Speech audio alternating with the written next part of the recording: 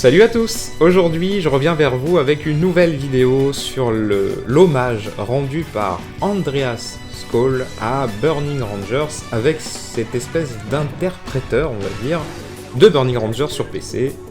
Je vais vous montrer un petit peu de quoi il en retourne exactement. J'avais déjà fait une vidéo que je vous mets en fiche d'ailleurs tout de suite, que vous pouvez aller voir si vous voulez plus d'infos sur cette sorte de démo de Burning Rangers sur PC. Vous êtes sur Arune Otaku, et aujourd'hui on parle de Burning Rangers Tribute.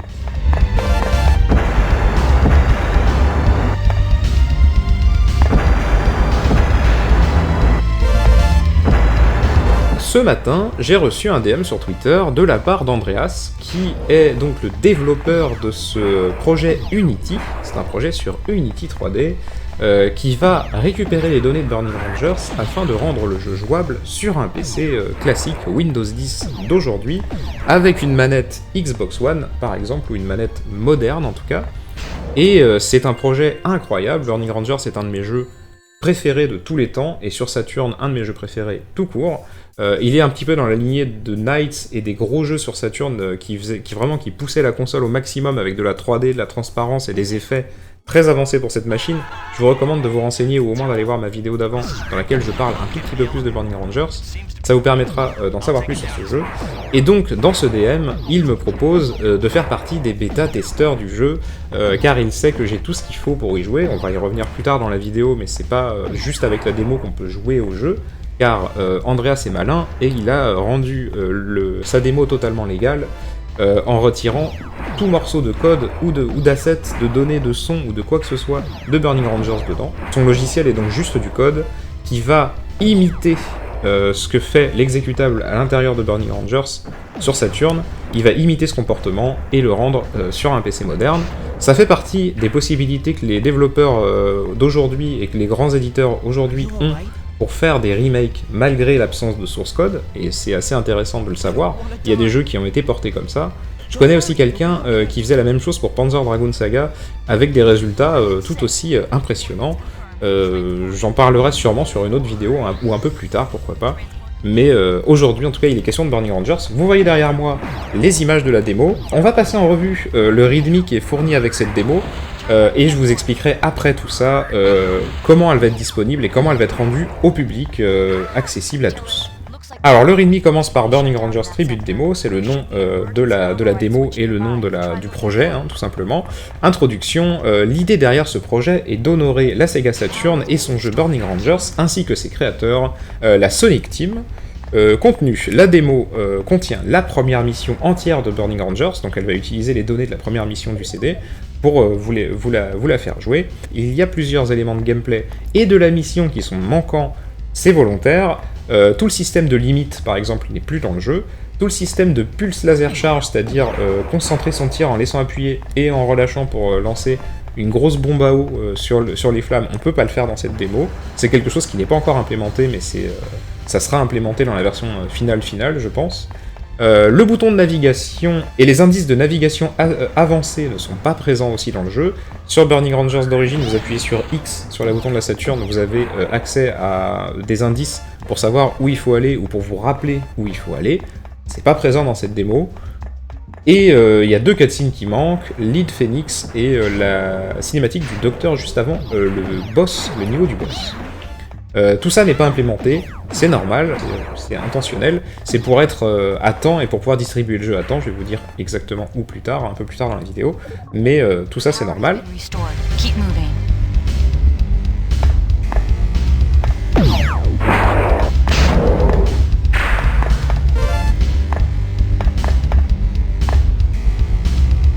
Alors là, on arrive à la partie un petit peu délicate et un petit peu cool de ce projet, parce que ça le rend légal. Les requirements, donc les choses nécessaires afin de jouer à ce jeu. Il vous faudra donc le jeu en copie, soit en copie physique originale, et vous le mettez directement, en version européenne par contre, hein, en version européenne, vous le mettez directement dans votre lecteur de DVD, CD ou Blu-ray de votre PC. Vous lancez l'exécutable, et normalement, et ça a marché pour moi, le jeu va aller chercher les données dans tous les lecteurs du PC. S'il trouve un Burning Rangers, il se met dessus et il va directement récupérer les données via CD. Les loadings sont un peu plus longs sur CD que sur disque dur, mais je vais vous expliquer comment ça se passe sur disque dur juste après. Et du coup, il va interpréter toutes les datas, les niveaux, les assets, les textures, les modèles, les sons, tout va être interprété. Et vous pourrez directement jouer via une version moderne du jeu, avec des textures lissées, avec une résolution infinie, avec tout ce que vous voulez en fait. Vous pouvez évidemment, si vous n'avez pas le jeu, télécharger une ISO et la monter sur un lecteur virtuel. Je vous mets un petit lien en description pour un outil pour le faire très facilement. Et il y a une troisième façon encore plus cool de faire tourner le jeu, c'est de récupérer directement les fichiers en clair qui sont dans l'ISO du jeu ou dans le CD du jeu, et les mettre dans le répertoire images de la build. Tout ça, je vous le garde justement pour quand ça sera disponible au public, comme ça vous fera un tuto. Je vous ressortirai cette vidéo-là sûrement quand le jeu sera disponible au public. Ensuite, alors dans les informations techniques, on va y revenir, cette démo Hommage est une application développée avec Unity 3D, elle a été développée de zéro. Il est parti de zéro, il va juste regarder comment le code d'origine dans le disque de Burning Rangers se comporte sur Saturn, et il va imiter ce code, et du coup il va faire en sorte d'avoir le même look, c'est-à-dire les mêmes graphismes, et le même feeling de jeu, c'est-à-dire la même maniabilité que le jeu, sachant qu'il a vraiment amélioré les contrôles, et vous allez le voir dans les vidéos de gameplay derrière moi, que c'est vraiment, c'est pas le même feel visuellement, mais à jouer, c'est un vrai bonheur, c'est vraiment un très bon feeling à jouer.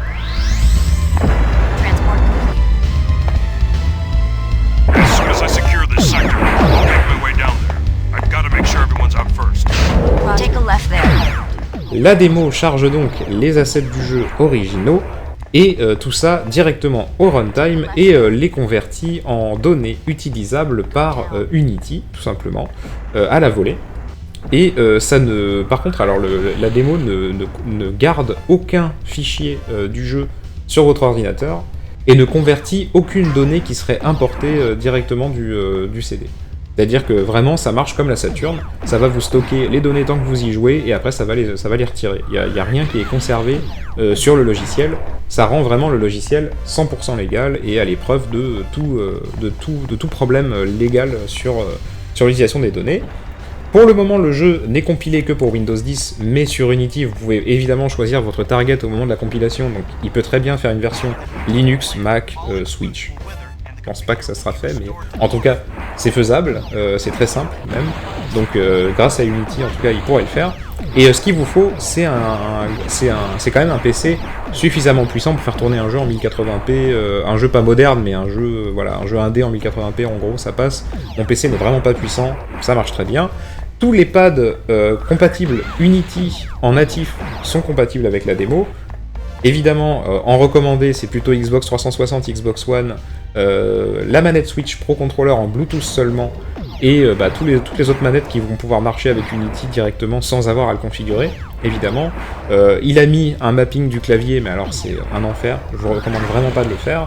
Et alors là, on arrive au point intéressant, c'est la fin du README, on arrive au point intéressant, il veut distribuer évidemment cette démo au plus grand nombre pour en faire profiter un maximum de gens, et il visait, voire il vise toujours en fait, le SAGE 2021, qui est un événement Sega, dans lequel énormément de gens vont distribuer des fangames Sega, souvent des fangames Sonic, mais il y a aussi des fangames Sega, et il a tout à fait sa place, Andreas, avec cette démo hommage.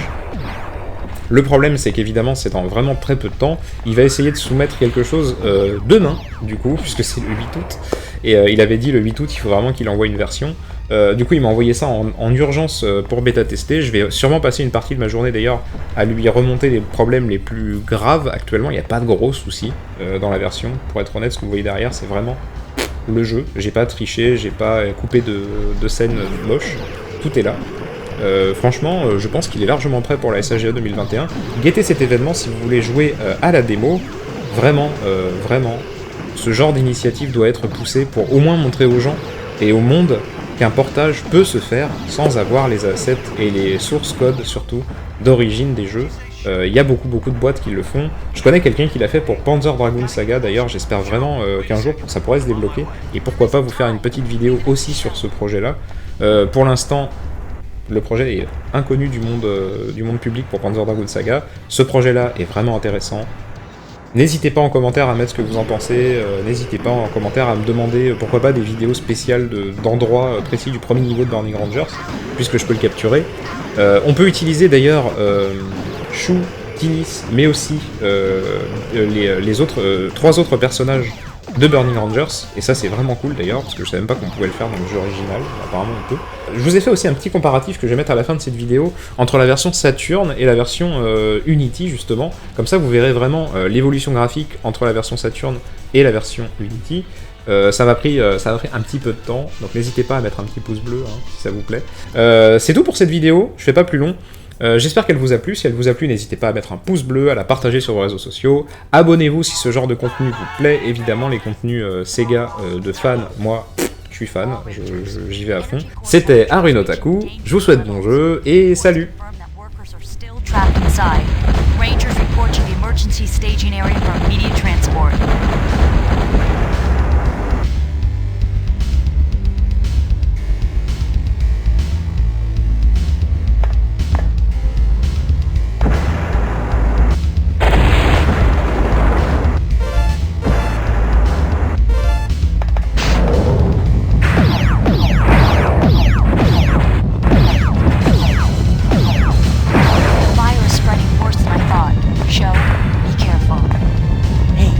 To save you, okay? I'm scared. I'm here to save you. Coordinates set. Coordinates confirmed. Transport. Transport complete. You copy that, Cho? Listen for a sound before the explosion. You'll be able to go from there. Yikes!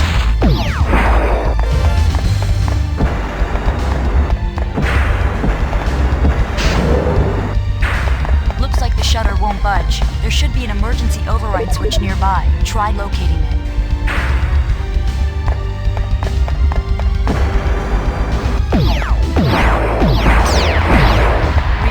Speed machine has been destroyed. I've secured this area. Go around Rangers, to the other side use of the plant extreme site. caution.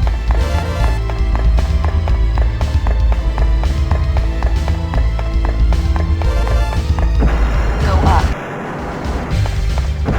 This is me. The passageway to the lower level is secured. I'm going in. Roger.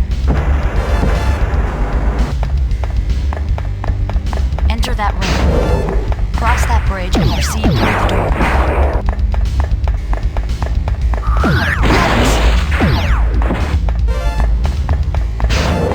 Keep going straight.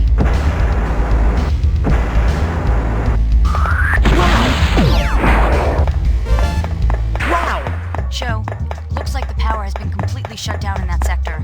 There should be an emergency override switch nearby. Try that.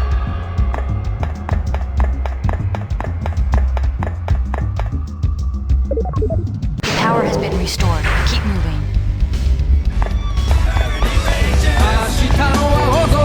Burning Ranger!